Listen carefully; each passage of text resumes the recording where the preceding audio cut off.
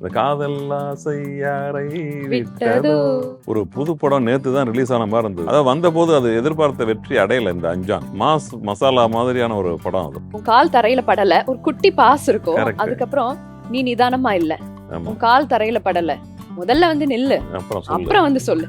அது ஒரு ஃப்ளோவா ரொம்ப அழகா எழுதியிருந்தீங்களா அந்த டைம்? ரிதமேட்டிக்கா இருக்கும். ஜி படத்தினுடைய பாதி ஷூட்டிங் வந்து போய் படம் வந்து ஷூட் போகல. ஒரு 4-5 மாசம் வந்து போகல. ஏன்னா அஜித் சார் வந்து அப்போ வந்து அந்த ரேஸ்ல இருந்தார்.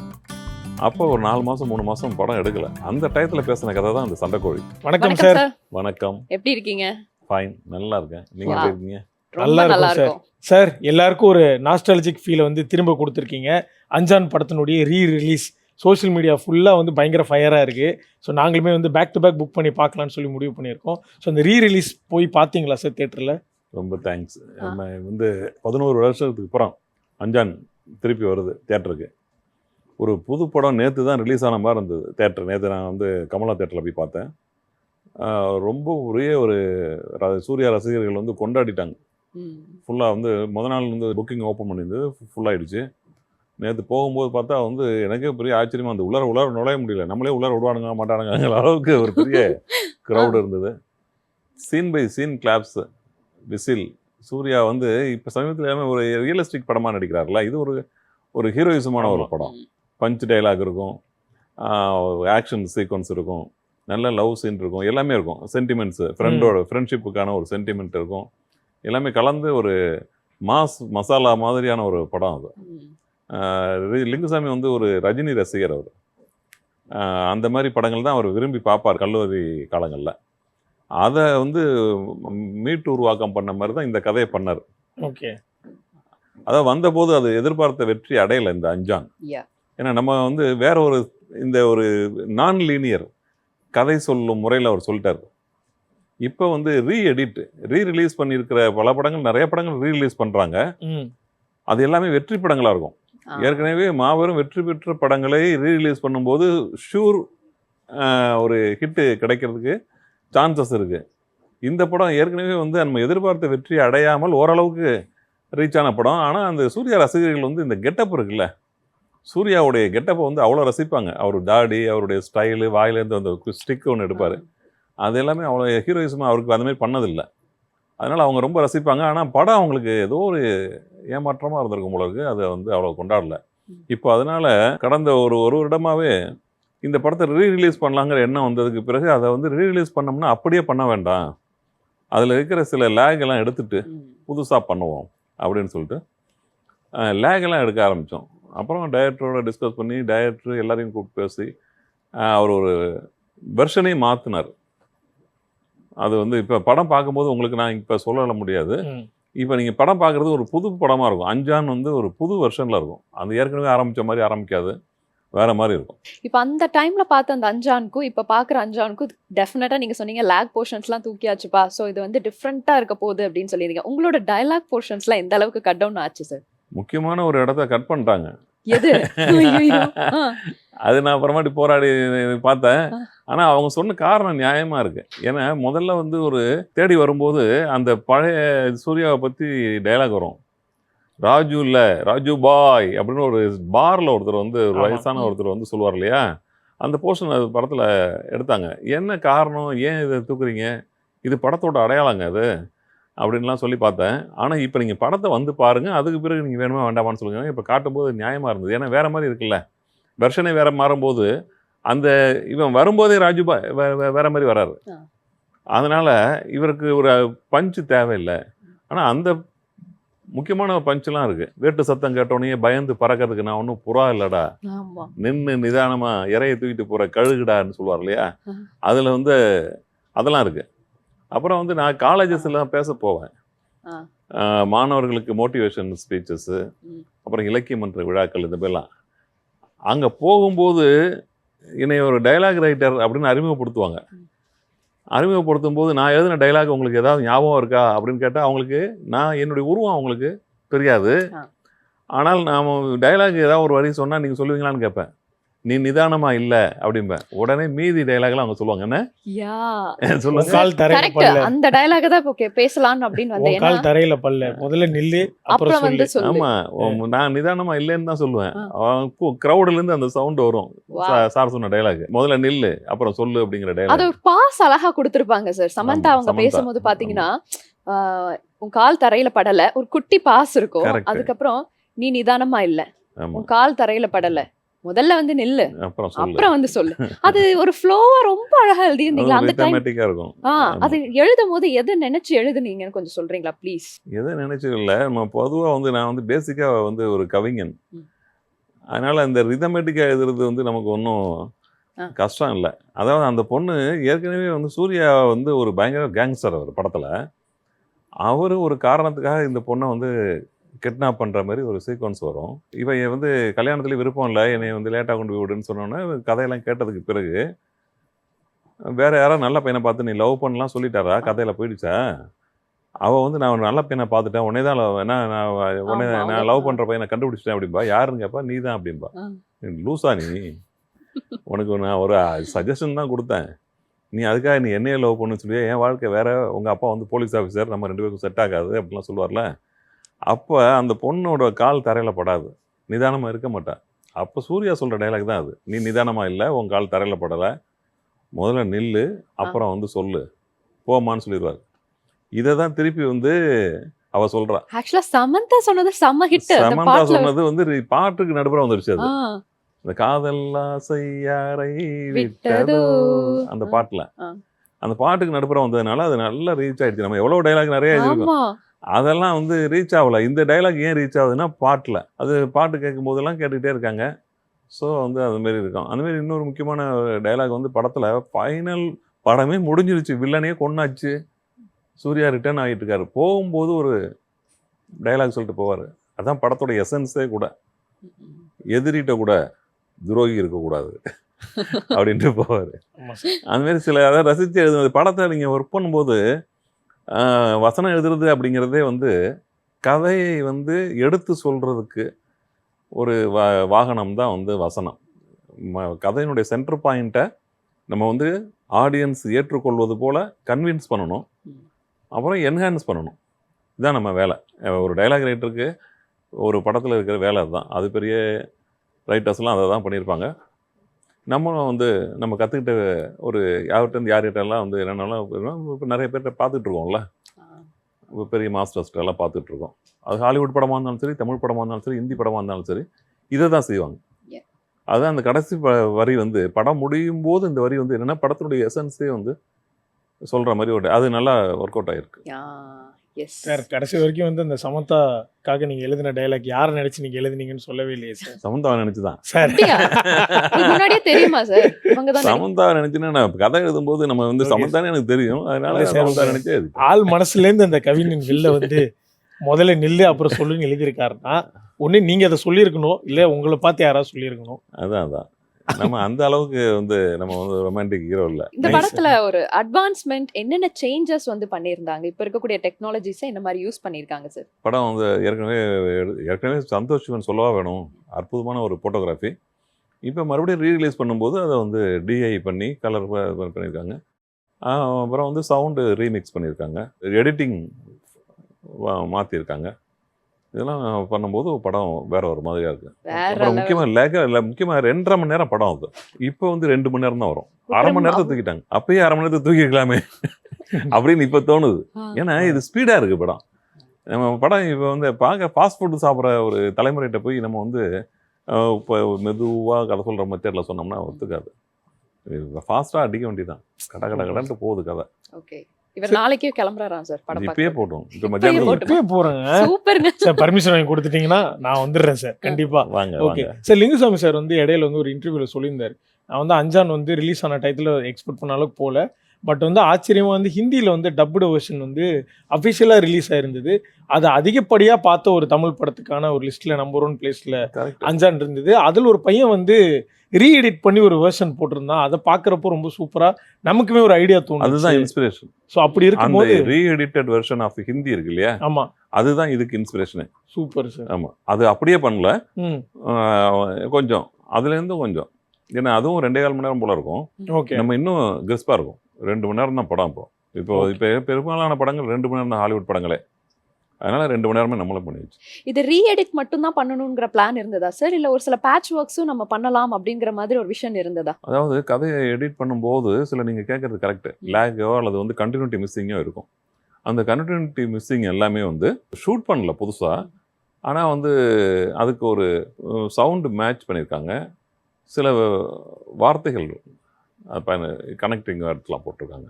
வாய்ஸ் ஓவர் மாதிரி லைக் வாய்ஸ் ஆட் ஓவர் பண்ணிருக்காங்களா மாதிரி. சார்? Okay sir. எங்கன்னா வந்து சூர்யா சார் ஹாப்பியா சார் இப்போ? படம் ரிலீஸுக்கு முன்னாடி 2 நாளைக்கு முன்னாடி சூர்யா ஃபேன்ஸுக்கு ஒரு ஷோ போட்டோம். அதில் வந்து சிவகுமார் சார் வந்திருந்தார். சிவகுமார் சார் வந்தார். இந்த சூர்யா சாருடைய ராஜான்னு சொல்லி உங்களுக்கு தெரியும், சூர்யா சாருடைய ஃப்ரெண்டு, அவருடைய 2D ப்ரொடக்ஷன் கம்பெனி அவர் தான் பார்த்துக்கிறார். சூர்யாவும் அவரும் தான் அதுக்கு ப்ரொப்ரைட்டர்ஸ். அவர் வந்தார். அவங்களாம் ஹாப்பி. சிவகுமார் சாரும் பார்த்தாங்க, ராஜாவும் பார்த்தாரு. சூர்யா இப்போ ஷூட்டிங்கில் வேற எங்கேயோ இருக்கார். வந்தாருன்னா பார்த்துட்டு அவருக்கு ஒரு ஷோ போடணும், பார்த்துட்டு அவர் தான் சொல்லுவார். சமந்தா அவங்க ஏதாவது காண்டாக்ட் பண்ணாங்களா? இல்ல இந்த படம் சமந்தாவோட எனக்கு டைரக்ட் கான்டாக்ட் இல்லை. உங்களால ஏதாவது கிடைச்சா நல்லா இருக்கும். நீங்க தான் முக்கியமான டைலாக் எழுதி அவங்களை கொண்டு போய் பல பேர்கிட்ட சேர்த்துருக்கீங்க. நம்ம ஒரு படம் முடிஞ்சோடனே கான்டாக்ட் முடிஞ்சிடும். அந்த சந்திக்கிறது, அதாவது ஷூட்டிங்கோட கடைசி நாளோட ஹீரோயினோட நம்ம பழகிறது நமக்கு ஒரு ஜாலியான விஷயம்தான். ஆனால் அது அந்த ஷூட்டிங் முடிஞ்சோடனே நமக்கும் அவங்களுக்கு கான்டாக்ட் முடிஞ்சிடும். மறுபடியும் அடுத்த படத்தில் ஷூட் வந்தால் தான் நம்ம தொடர்ந்து எந்த படத்துலையும் அடுத்த 2வது படத்தில் நான் எந்த ஹீரோயினும் ஒர்க் பண்ணதில்லை. ஒரு படத்தோட முடிஞ்சிருது. அதான் ஒரு சோகமான விஷயம். சோகமான விஷயம். சார் அடுத்து நீங்க ஒரு உமன் சென்ட்ரிக் படம் எடுக்கிறீங்க, 5 ஹீரோயின் சார். நான் டைரக்ட் பண்ணிருக்கேன், அது தெரியுமா உங்களுக்கு? தெரியும் சார். தெரியும் சார், ஆப்வியஸ்லி. சார் நீங்க இவ்வளவு தித்திக்க பேசுறப்பே தெரியுது தித்திக்குதே படத்தினுடைய டைரக்டர் நீங்க. Okay sir. Childhood favourite movie sir அது. எத்தனை டைம் பாத்தீங்க அப்போ? அப்போ எப்பெல்லாம் டிவில போடுறாங்களோ அப்பெல்லாம் பார்த்தேன். ஆமா, ஏன்னா அப்போ ரிலீஸ் அப்போ ரொம்ப சின்ன பையனா இருந்திருப்பாரு. அதுதான் நான் சொல்ல வரேன். எப்பெல்லாம் டிவில போடுறாங்களோ பார்த்தேன். டிவில அது மாதந்தோறும் ஒரு முறை போட்டாங்க.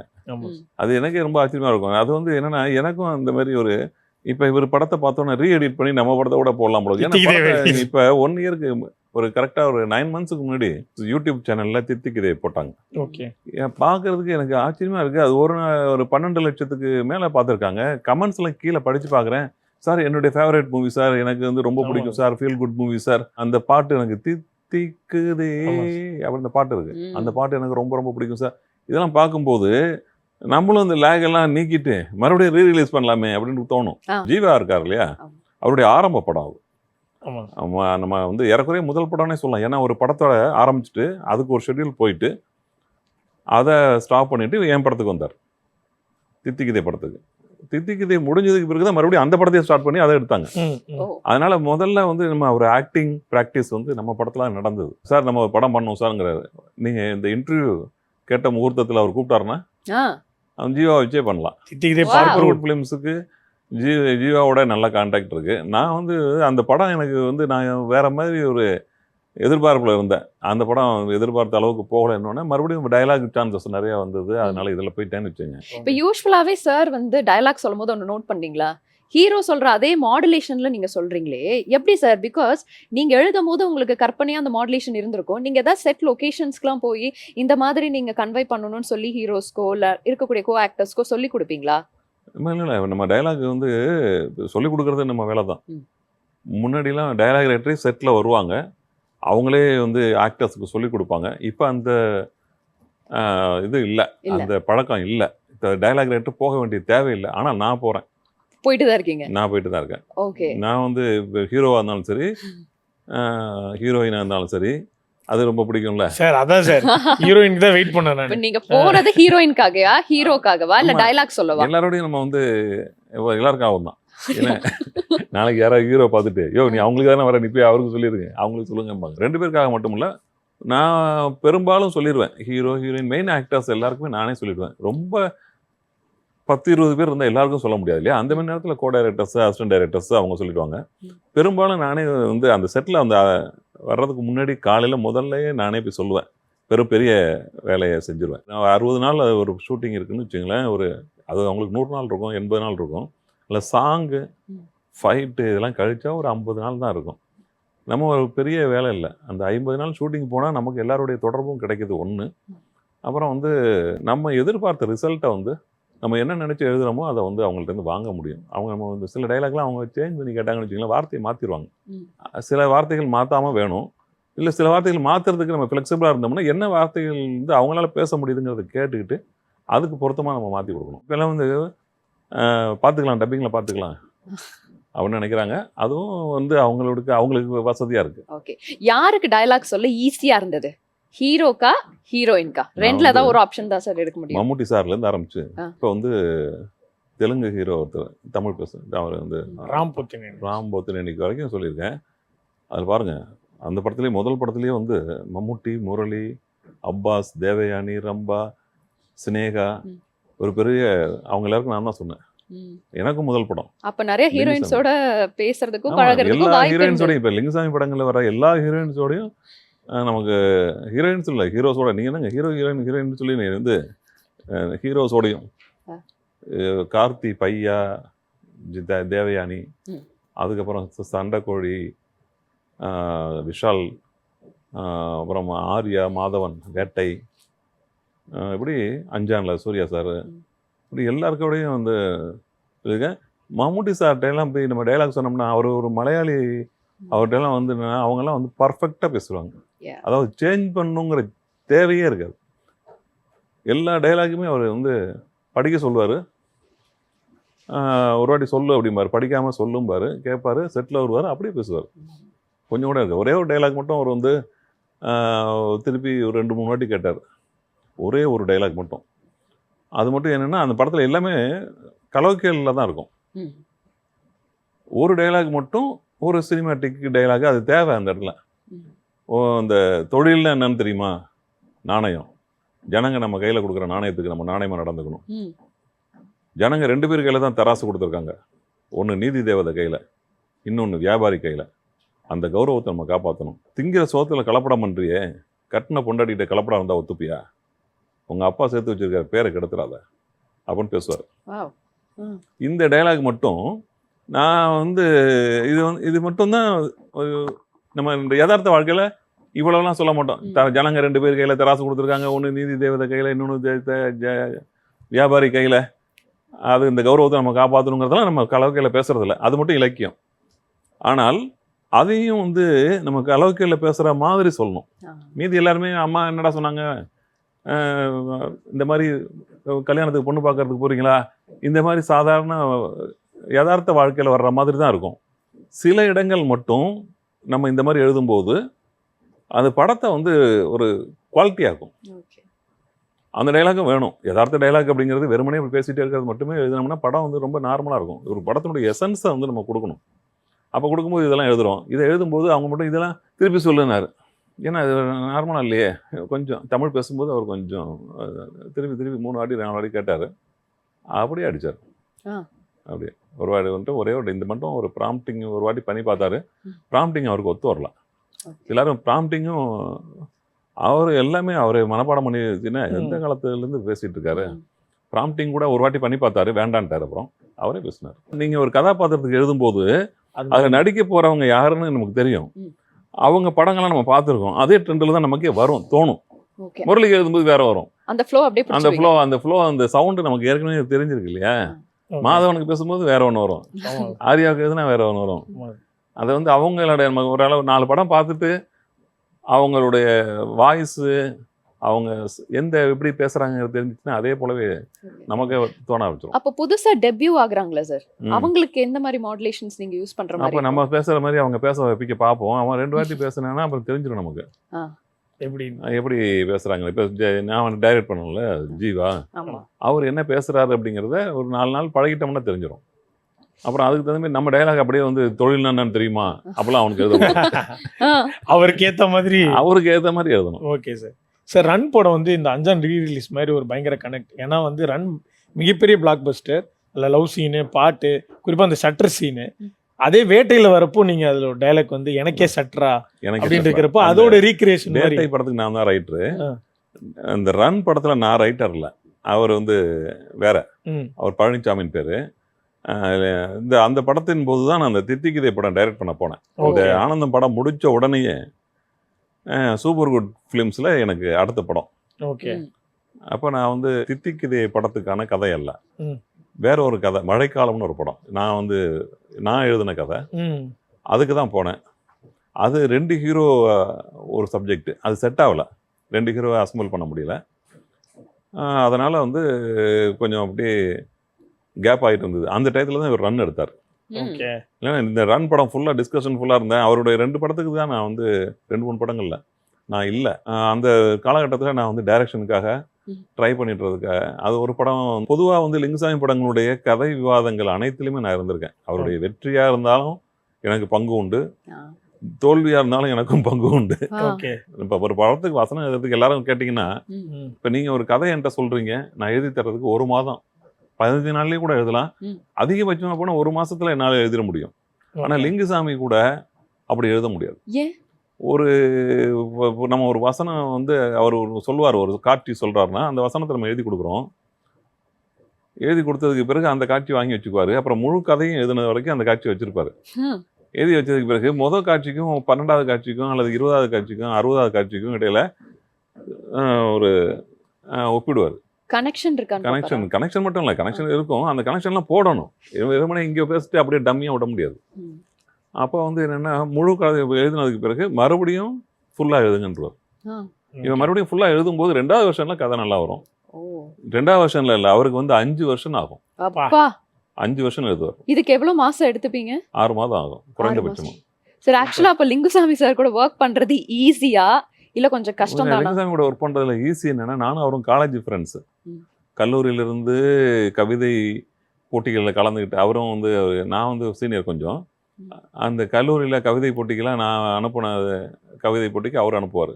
ஒரு காலேஜில் வந்து அடுத்தடுத்த வருடங்களில் பரிசு தர மாட்டாங்கல்ல, நானும் பரிசு வாங்கியிருக்கேன். அடுத்த வருஷம் இவரும் பரிசு வாங்கியிருப்பார். சென்னையில் புஷ்கின் இலக்கிய பேரவைன்னு இருந்தது. அப்போ வந்து அதில் வந்து நான் ஒரு ஹைக்கூ கவிதை போட்டியில் பரிசு வாங்கினேன். அப்புறம் அடுத்த 2 வருடத்துலையோ 1 வருடத்துலையோ என்னை வந்து தேடி வந்து பார்த்தார். அப்படி தான் எனக்கும் அவருக்கும் அறிமுகம்.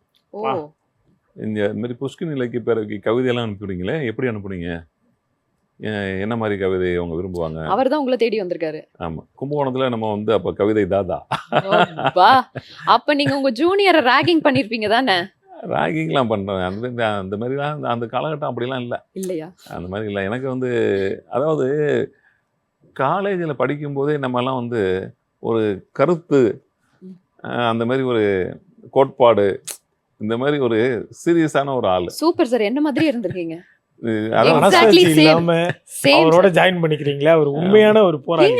உண்மையாதான் சொல்றேன், சின்சியர் சிகாமணியா இருப்பேன். சித்தாந்தங்கள் இதை பேசுறவங்களோட தான் நமக்கு தொடர்பு. இதுல நேரம் இல்லை, அதுல ஆர்வமும் இல்லை.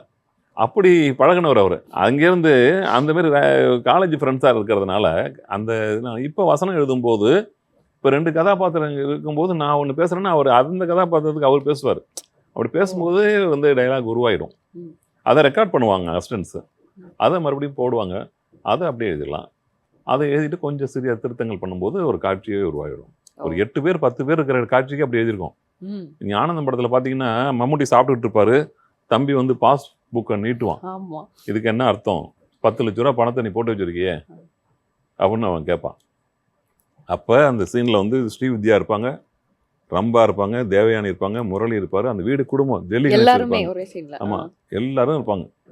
டெல்லி கணேஷ்லாம் கடைசியில் பேசுகிற டைலாக்லாம் ரொம்ப ரொம்ப ஒரு சென்டிமெண்டலாக இருக்கும். அந்த மாதிரியான அந்த காட்சியே வந்து பேசி பேசி எழுதுனது தான். ஏதோ ஒரு படத்துல வந்து நீங்க வந்து கரெக்டா டயலாக் எல்லாம் வந்து கன்வே பண்ணிட்டு இருப்பீங்க, அவங்களுக்கு சொல்லிட்டு இருப்பீங்க.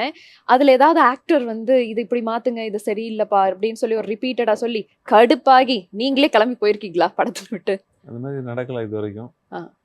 டயலாக் சேஞ்ச் பண்ண சொல்லுவார். யாரை சொல்லுவாருன்னா ராஜ்கிரண் சார் சொல்லுவார். நிறைய டைமா சார்? அவருக்கு வந்து இந்த பேசணும், அதாவது அவர் டைலாக் சொன்னோன்னா அவர் பேசுவார், பேசி பார்ப்பார். எந்த வார்த்தையாவது வந்து ரியலிஸ்டிக் லைஃப்பில் இல்லாத வார்த்தை வந்துச்சுன்னா அவருக்கு வேண்டான்றுவார்.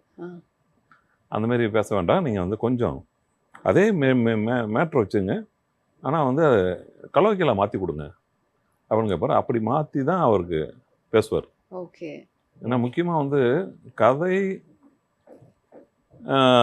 கதாபாத்திரம், காட்சி, அவர் டைரக்டர்.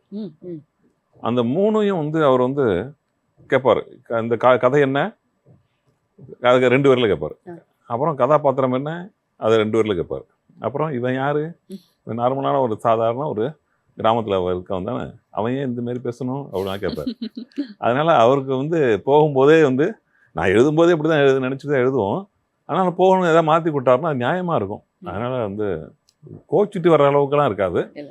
ஆனால் சில வசனங்கள் வேண்டான்னு சொல்லுவார், பேசுவார், மாற்றி கொடுப்போம். அதெல்லாம் சண்டைக்கோழி 2ன்னு வரப்போ இப்போ அதில் ஒரு ட்ரேட்மார்க் செட் ஆயிடுச்சு, நம்ம அதில் எழுதலை. ஸோ இப்போ இதில் அந்த வேர்ஷன் இருக்கக்கூடாதுன்ற மாதிரி எழுதுனீங்களா, இல்லை நம்ம எலிவேட் பண்ணணும்? சண்டைக்கோழி ஒன்றில் அதனால தான் முதலே உங்களுக்கு சொன்னேன் இல்லையா, அவருடைய எல்லா படத்தினுடைய கதை விவாதத்துலையும் நான் இருப்பேன். ஷூட்டிங் தான் நான் போக முடியாத ஒழிய பேசிக்காக எல்லா ஒன்லைன்லையும் கதையும் எல்லா ஒன்லைன்லையும் இருப்பேன். அவர் இது வரைக்கும் எடுக்காத படம் இருக்குல்ல, இப்போ அவர் எடுத்த படம் 10, ஆனால் அவர் 15 படத்துக்கு இன்னொரு 5 படம் எடுக்காத படம் இருக்கு. அந்த எடுக்காத படத்தினுடைய ஃபர்ஸ்ட் டிராஃப்ட்டு நான் எழுதியிருக்கேன்.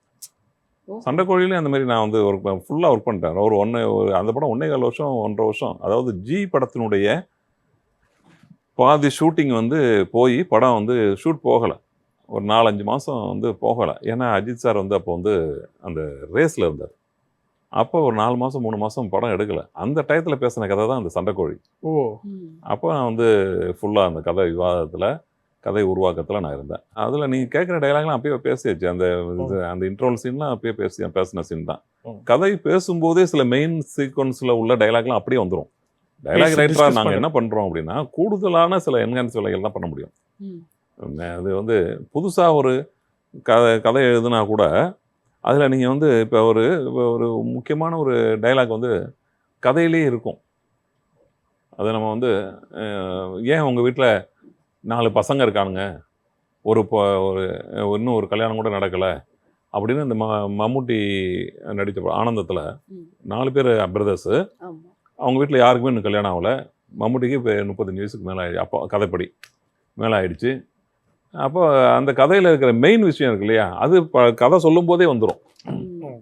அதெல்லாம் நம்ம உருவாக்க முடியாது. ஏதாவது கவிதை ஏதாவது ஹீரோயினுக்கு ஆன் ஸ்பாட்லயோ இதை எழுதியோ இதை சொல்லியிருக்கீங்களா? நிறைய. யாருக்கு சொன்னீங்க கொஞ்சம் ப்ளீஸ்? அதெல்லாம் சொல்ல முடியாது. சரி, கவிதையை மட்டும் சொல்லுங்க. நீங்க யாருக்குன்னு கூட சொல்ல வேண்டாம். கவிதை சும்மா நிறைய. நான் இப்போ என்னுடைய புத்தகங்களில் பறவையின் நிழல்னு ஒரு புத்தகம் இருக்கு. அதில் வந்து 100 காதல் கவிதைகள் இருக்கு. அதில் ஒரு கவிதை உங்களுக்கு சொல்றேன். வானில் பறந்தாலும் பறவையின் நிழல் மண்ணில் தான், நான் நிழலை பின்தொடர்கிறேன், பறவை என்றாவது என் தோளில் வந்து அமரும் என்ற நம்பிக்கையோடு. ஆமாம், வானத்தில் பறக்கிற பறவை உயரத்தில் இருக்குது, அவங்களாம் ஸ்டார்ஸ்.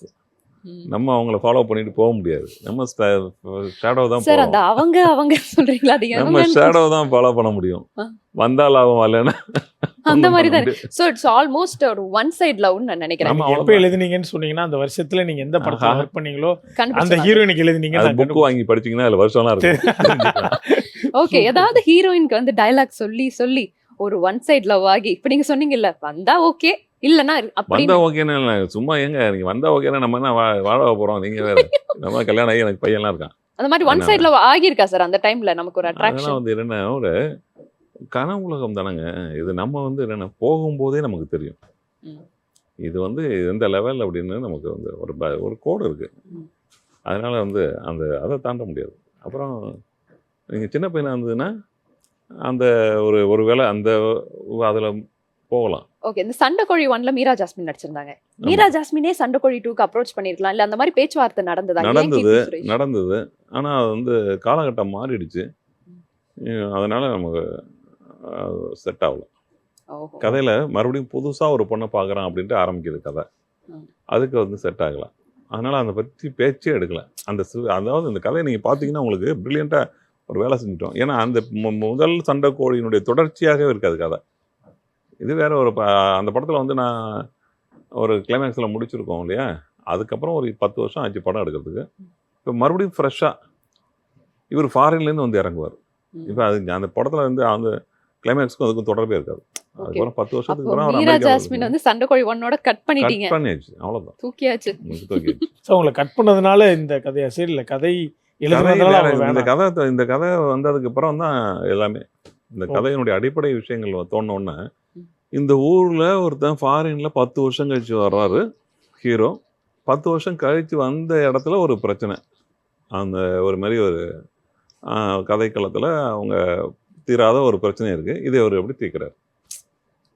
சார் ஓகே சார், இப்போ நீங்கள் சொன்ன வரைக்கும் வச்சு நிறைய லிங்குசாமி சாருடைய படங்களில் பிஹைண்ட் த சீன்ஸில் இப்போ ஒரு சிலருக்கு தெரிஞ்சிருக்கும், ஒரு சிலருக்கு இது மூலியமா தெரியும். ரொம்ப முக்கியமான பகுதிகள் நீங்கள் எழுதியிருக்கீங்க, அதனுடைய கான்ட்ரிபியூஷன் உங்களுக்கு இருக்குது. ஸோ அதுக்கு வந்து ரொம்ப ஹாப்பி நீங்கள் நிறைய ஷேர் பண்ணிக்கிட்டதில். ஸோ உங்கள் 2 பேரோட காம்போவில் அடுத்த படங்கள் ஏதாவது வருதா சார்? நீங்கள் லிங்குசாமி சார் ஆமாம், சேர்ந்து. இப்போ வந்து இப்போ இன்னும் ஒரு பிப்ரவரியிலேருந்து ஷூட் போகிறாங்க. ம் அது வந்து இந்த ரன், பையா, இந்த மாதிரி ஒரு லவ் ஸ்டோரி அந்த பேட்டர்னில் இருக்கும். இது வந்து ஹர்ஷவர்தன் தெரியும் இல்லையா, அந்த வித்யாசாகர் பையர் இப்போ தான் வந்து லான்ச் பண்ணுறாங்க அவரை ஹீரோவாக. அவரை வச்சு தான் பண்ணோம். ஹீரோயின் இன்னும் முடிவாகல. மியூசிக்கு பேசிக்கிட்டு இருக்காங்க இன்னும் வந்து ஏஆர் ரகுமான் ம். அந்த மாதிரி. Wow. ஃபோட்டோகிராஃபி மதி பையா பார்த்துருப்பீங்க, ம். அவர். டைலாக் ஆஸ் யூஷுவல் நான் தான். Super sir. ஆமாம், மற்ற உங்க டைரக்ஷன், அடுத்த டைரக்ஷன் நாங்க எப்ப எக்ஸ்பெக்ட் பண்ணலாம்?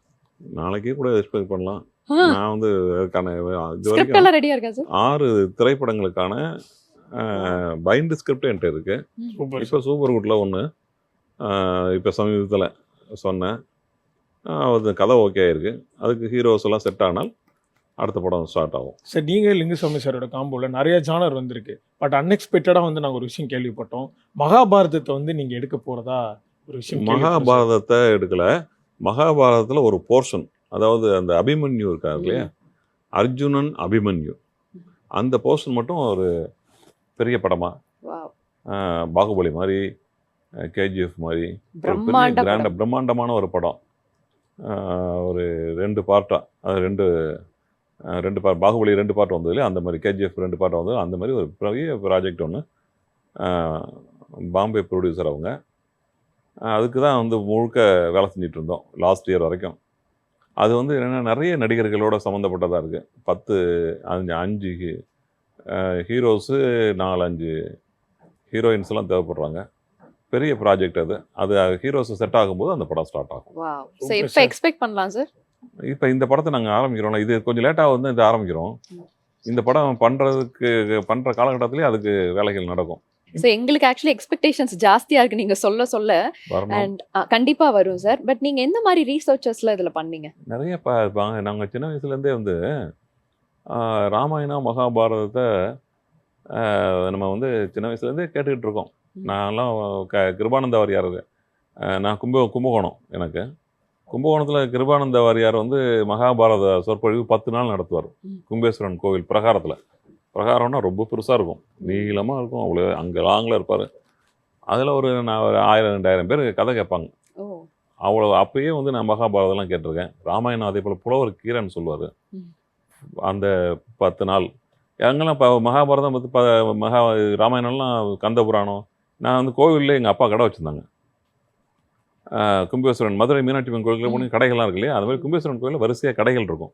அதில் ஃபேன்சி ஸ்டோர் வச்சுருந்தாங்க எங்கள் அப்பா. அதனால் நான் கோவிலே தான் பள்ளிக்கூடம் விட்டு வந்து கோவிலில் தான் இருப்பேன், கடையில் இருப்பேன். கோவில் அட்மாஸ்பியர், இங்கே ஆனந்த படம் பார்த்திங்கனாலே கும்பகோணம் ஃபுல்லாகவே எப்பயுமே வந்து வேத மந்திரங்கள், கோஷங்கள் கேட்கும், தேவாரம் திருவாசகங்கள் கேட்கும், நாதஸ்வரம் கேட்கும். இந்த சவுண்டை வந்து நீங்கள் வந்து கும்பகோணம் படத்தை வந்து அவ்வளவு யதார்த்தமாக எடுத்துட்டீங்களேம்பாங்க. டைலாக் மட்டும் காரணம் இல்லை, அந்த ஆம்பியன்ஸை அப்படியே ஓரளவுக்கு கிரியேட் பண்ணும்.